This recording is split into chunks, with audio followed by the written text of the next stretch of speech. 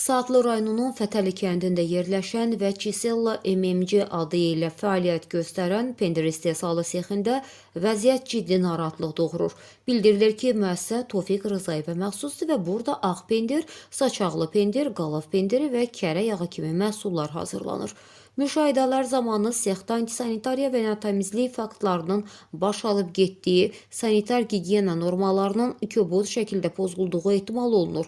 Məhsulların heç bir qoruyucu geyim, əlcək və qaydalara uyğun vasitələr olmadan daşınması, açıq şəkildə götürülüb qoyulması, saxlanılması və qablaşdırılması müşahidə edilir. İstehsal sahəsində çirk, nizamsızlıq və gigiyena çatışmazlığı insanların sağlamlığı üçün real təhlükə yarada biləcək səviyyədədir. Bu cür şəraitdə istehsal olunan məhsulların daha sonra yantar adı altında ölkənin müxtəlif bölgələrində iri market şəbəkələrinə çıxarılması isə vəziyyəti daha da ağırlaşdırır. Bu hal minlərlə insanın gündəlik istifadə etdiyi qida məhsullarının təhlükəsizliyinə ciddi risk yarada bilir. Mövcud vəziyyət ictimai sağlamlıq baxımından böyük narahatlıq doğurur və aidiyyatı qurumların təcili sürətdə məsələyə müdaxiləsi gözlənilir.